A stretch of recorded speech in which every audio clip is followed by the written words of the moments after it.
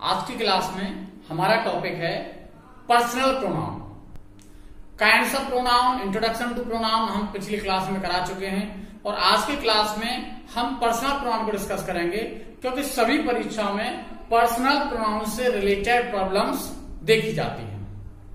तो शुरुआत करेंगे बिल्कुल जीरो से कि पर्सनल प्रोनाउन होता क्या है, और अंत तक हम बात करेंगे कि पर्सनल प्रोनाउन से रिलेटेड क्वेश्चंस कॉम्पिटिटिव एग्जाम्स में और एकेडमिक एग्जाम्स में किस तरह के पूछे जाते हैं। इसलिए पर्सनल प्रोनाउन को समझने के लिए वीडियो पूरा देखिएगा, तभी आपको पर्सनल प्रोनाउन की सभी क्वेरीज समझ आएंगी। तो पहला पॉइंट है पर्सनल प्रोनाउन होता क्या है। तो I, we, you, he, she, it, they are called personal pronoun because they stand for the three persons. Simple बात हम करेंगे तो सिंपली आप ये कह सकते हो, वे सर्वनाम जो किसी व्यक्ति या वस्तु के स्थान पर प्रयोग किए जाते हैं उन्हें पर्सनल प्रोनाउन कहा जाता है। और पर्सनल प्रोनाउन को हम जो डिवाइड करते हैं तीन भागों में डिवाइड करते हैं, first person, second person, third person. First person कौन सा है? द पर्सन स्पीकिंग, जो कथन कहने वाला होता है उसे फर्स्ट पर्सन कहते हैं, और इसके अंतर्गत आता है आई और वी। आई के जितने पार्ट है, मी, माई, एटसेट्रा, माइंड, माई सेल्फ, वो सब फर्स्ट पर्सन में आएंगे। जैसे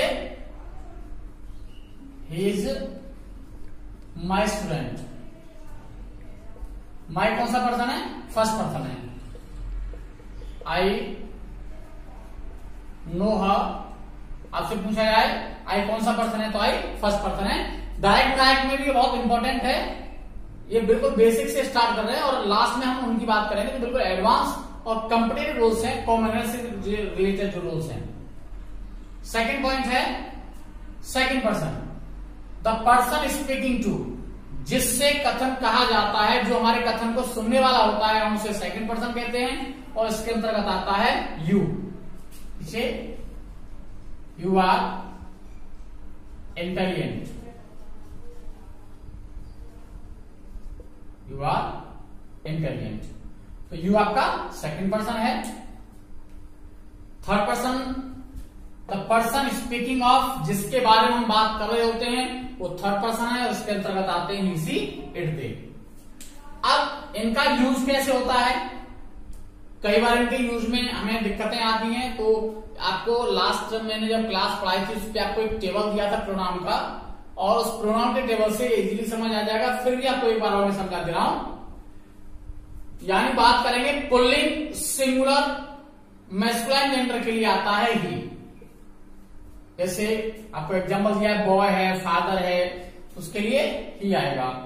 और सिंगुलर फेमिनाइन जेंडर के लिए जैसे मदर है, गर्ल है, सिस्टर, उसके लिए सी प्रोनाउन आएगा। और एक वचन वस्तु यानी pen, book, etcetera, neutral gender के लिए हम इट लगाते हैं। और बहुवचन कोई भी हो, स्त्री, पुरुष, वस्तु कोई भी हो, सबके लिए दे लगाते हैं। अब ये तो आपका हो गया कि पर्सनल प्रोनाउन है क्या। अब परीक्षा में किस तरह के क्वेश्चन आते हैं वो समझेंगे। पर्सनल प्रोनाउन की पहली जो सबसे इंपॉर्टेंट एरर आती है, यदि एंड से दो सब्जेक्ट जुड़े हों, वो नाउन हो या प्रोनाउन हो, एंड से दो सब्जेक्ट जुड़े होंगे तो उनके बाद आने वाला जो पर्सनल प्रोनाउन है, या वो पॉजेसिव के रूप में हो या रिफ्लेक्सिव के रूप में हो, नॉमिनेटिव केस में हो, ऑब्जेक्टिव केस में हो, किसी भी केस में है कि वो आपका जो है वो प्लूरल होना चाहिए। क्या होना चाहिए? वो प्लूरल होना चाहिए। इसलिए आपको थोड़ा शॉर्ट में लिखा है मैंने, subject plus and plus subject. यदि एंड से दो सब्जेक्ट जुड़े होंगे तो उनके बाद वाला जो है पर्सनल प्रोनाउन वो प्लूरल आएगा। जैसे Rohit and Amit are doing. अब ये देखेंगे तो he plus he equal to they होता है, तो ये दे हो गया। तो दे के अकॉर्डिंग यानी सीधी सी बात करेंगे, थर्ड पर्सन का प्लूरल आपको मैंने अभी बताया था कि प्लूरल के लिए दे मानेंगे से दे के हिसाब से अपना के अंग्रेजी यहां देर आएगी, आपका एरर पार्ट है ये। सेकंड पॉइंट है इसी में, यदि एंड से दो नाउन जुड़े हों लेकिन उनके साथ ईच एवरी आ जाए, यहां भी ईच एवरी आ जाए, यहां भी आ जाए। आपको मैंने नॉन वर्ब एग्रीमेंट में बताया था, सब्जेक्ट वर्ब एग्रीमेंट में, कि ये नियम वहां भी आपको रिपीट किया मैंने। ईच और एवरी अगर इनके साथ आ जाएगा तो फिर तो आपका पर्सनल प्रोनाउन सिंगुलर आएगा। Every girl and every boy, every एक जगह आया होगा, दो जगह आया हो, बात एक ही है। इट डूइंग हिज वर्क, ये आपका करेक्ट है। सेकंड पॉइंट है, यदि एंड से दो नाउन जुड़े हों और दोनों के साथ डिटर्मिनर आया हो, देखो एक नाउन ये जुड़ा है, एंड यहां है, एक नाउन ये जुड़ा है। यदि एंड से दो नाउन जुड़े हों और दोनों के साथ डिटर्मिनर आया होगा तो वे अलग अलग व्यक्तियों का बोध कराते हैं, इसलिए उनके साथ पर्सनल प्रोनाउन जो आएगा वो प्लूरल का आएगा। जैसे द प्रिंसिपल, ये आपका डिटर्मिनर हो गया, द मैनेजर ये डिटर्मिनर हो गया, ये दो नाउन हो गए। इंस्ट्रक्टर तो ये उसी का अकॉर्डिंग, तो यहां पे आपका दे मानेंगे ने, दे के अकॉर्डिंग यहां पर डियर स्टूडेंट्स। इसमें नोट देखेंगे, यदि एंड से दो कॉमन नाउन जुड़े हों और डिटर्मिनर केवल एक आया हो, विद वन डिटर्मिनर, तो हम जो प्रोनाउन लगाएंगे वो सिंगुलर का लगाएंगे। और देखेंगे द प्रिंसिपल एंड मैनेजर, वही सेम एग्जांपल है।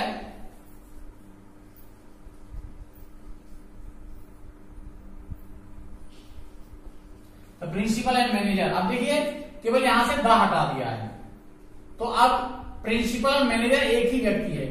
अगर दो डिटर्मिनर है इसका मतलब दो अलग अलग व्यक्ति हैं, और अगर एक ही डिटर्मिनर है इसका मतलब है वो एक ही व्यक्ति के दो पद हैं। तो यहां पर ये प्रिंसिपल को ही मानेंगे, तो उस हिसाब से आपका करेक्ट सेंटेंस है। तीसरा इंपॉर्टेंट रूल है, यदि एंड से तीनों पर्सन के प्रोनाउन जुड़े हों, यदि एंड से तीनों पर्सन के प्रोनाउन जुड़े हों तो उन्हें किस क्रम में लिखा जाएगा, उनका जो ऑर्डर होगा वो क्या होगा। तो आप यहां ऑर्डर लिख लीजिए, वो ज्यादा ठीक रहेगा। ऑर्डर ऑफ पर्सनल प्रोनाउंस, तो पहले सेकंड पर्सन आता है, फिर थर्ड पर्सन, फिर फर्स्ट पर्सन, इसलिए इसे 231 के रूप में हम जानते हैं। तो एग्जांपल देखेंगे, you I you and Krishna are good friends. देखिए सबसे पहले सेकंड पर्सन आना चाहिए था, यानी ये वाला पार्ट आपका गलत है, यह होना चाहिए था आपका सबसे पहले यू, उसके बाद थर्ड पर्सन कृष्णा, सभी नाम थर्ड पर्सन में आते हैं,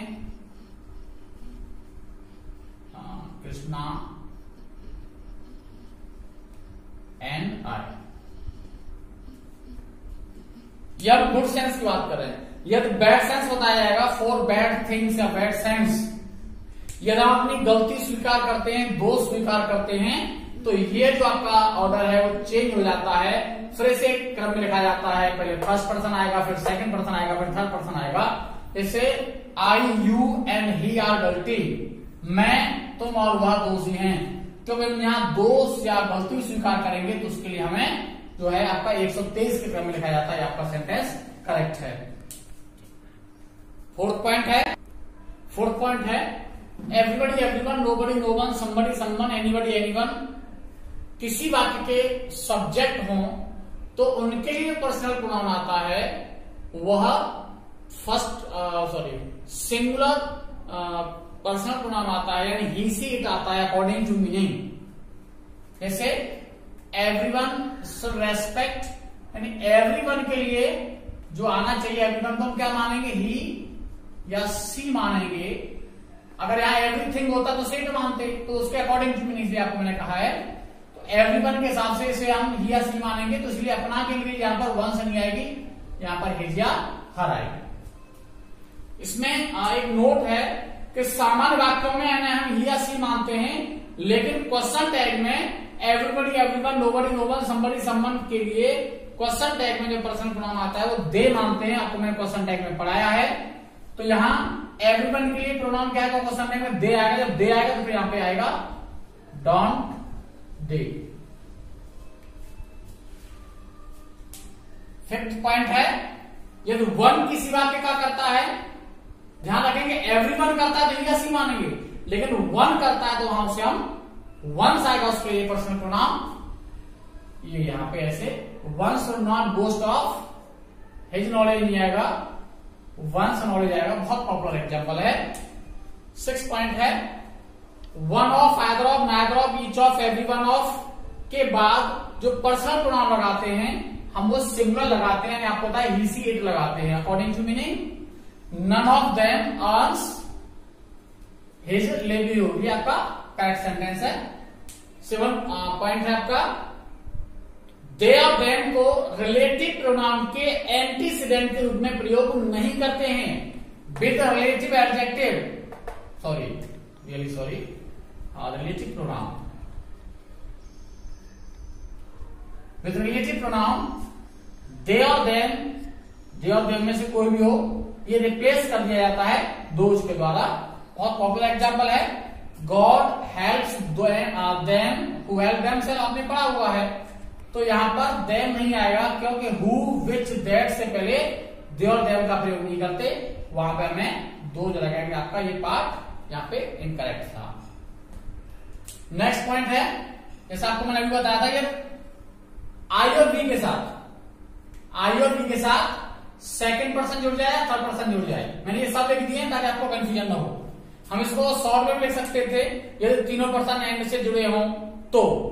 आई आपको मैं सरल करके बताया, आई और वी के साथ, आई के साथ यू जुड़ जाए, आई के साथ ही जुड़ जाए, या ये यू एंड ही दोनों जुड़ जाए, तो उन्हें जो उनके लिए आगे जो पर्सनल प्रोनाउन आएगा वो वी के अकॉर्डिंग आएगा, उसे हम वी मानेंगे। जैसे यहाँ पे एग्जांपल है यू, ही एंड आई, आपको इसका क्रम तो मैंने पहले बता ही दिया है। तो यू, ही एंड आई को, यानी आई के साथ यू भी जुड़ गया, ही जुड़ गया, तो इसे क्या मानेंगे, इसे वी मानेंगे। जब हमने इसे वी माना तो वहां अपना की इंग्लिश क्या आएगी, वो फिर योर नहीं आएगी, वो आवर आएगी। और अगला पॉइंट है इसमें,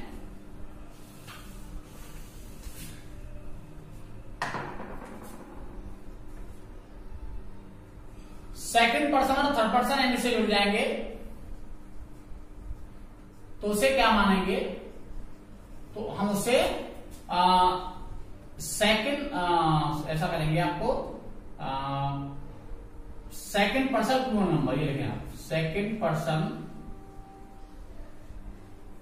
प्लूरल नंबर,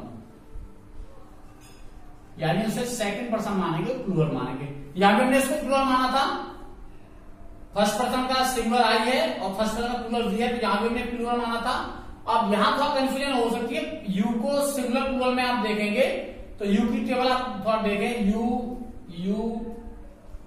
योर, योर्स, यहां तक यू की सेम है, यहां से थोड़ा डिफरेंस होगा। आप यहां देखोगे रिफ्लेक्सिव में एक योर सेल्फ है और एक योर सेल्फ है, यानी जब यू सिंगुलर होगा तो योर सेल्फ आता है, यू जब प्लूरल होगा तो योर सेल्फ जाता है। मोस्टली हम इसको डिफरेंशिएट नहीं कर पाते हैं, लेकिन ये ध्यान रखना, जहां एक कंफर्म हो जाएगा प्लूरल है तो आपको वहां इससे पता लगेगा। आपको एग्जांपल आपको दे रहा हूं मैं, you and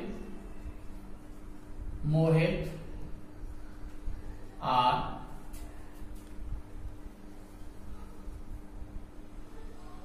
wasting your time yourself. अब देखने में तो सही लग रहा होगा ये, लेकिन सही नहीं है। क्यों नहीं है?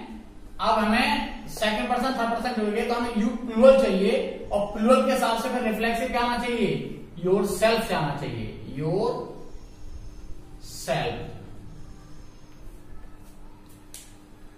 यदि आपका कोई सुझाव है, कंफ्यूजन है, तो मुझे कमेंट करना, मैं कोशिश करूंगा आपकी सभी समस्याओं को सॉल्व कर पाऊं और अगले वीडियो में अगले टॉपिक के साथ प्रेजेंट होता हूं। तब तक के लिए